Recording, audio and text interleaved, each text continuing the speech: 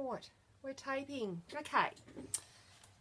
So what I'm doing is a vinyl cutout word that I've cut out on the Scan and Cut.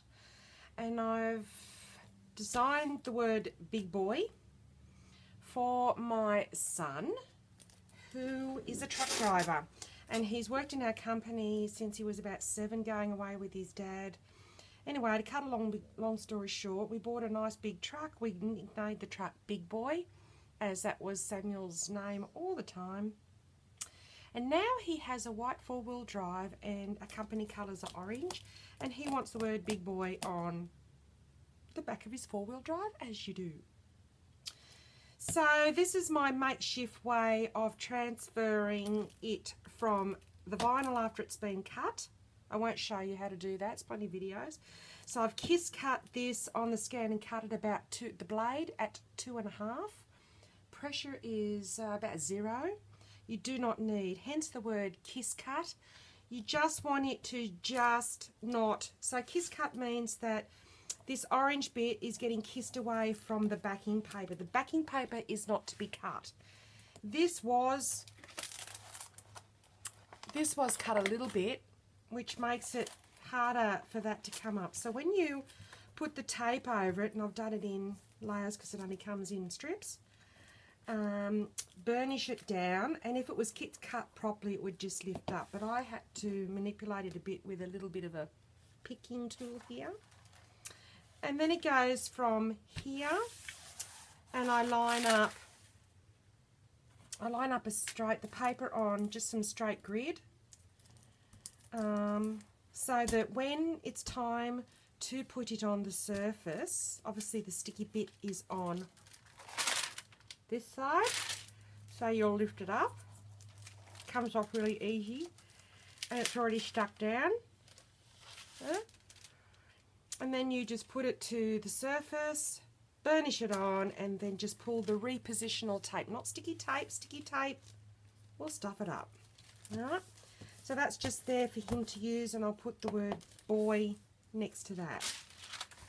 So what I do is I use popsicle sticks, and this just helps. I've started it a bit because I haven't got a light on. So I just peel that away, it just lifts up. If it doesn't lift up, I'll give it a bit of a helping hand, go over, make sure it's pressed down.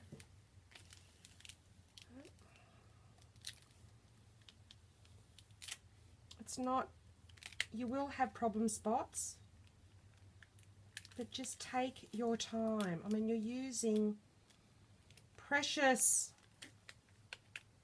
there we go, and expensive proper vinyl, which is not easy to come by. It's not like your cardstock where you can just keep experimenting. If you want to experiment on the size, experiment on a cheap piece of copy paper. Right. So just manipulate that up, nearly done. Just pull it off, follow the design. I haven't got my head in the way, have I? Probably. Right. Until it's at the end because, oh, just lift you up. I'll fix that up in a minute when it's on the part of the paper. Right? So there we go, big boy.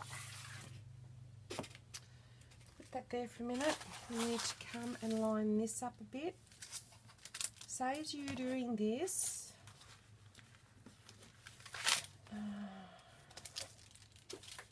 the other end, obviously.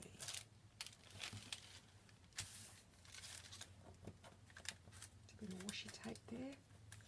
Washi tape, you could probably use washi tape as well, because these, washi tape's probably cheaper.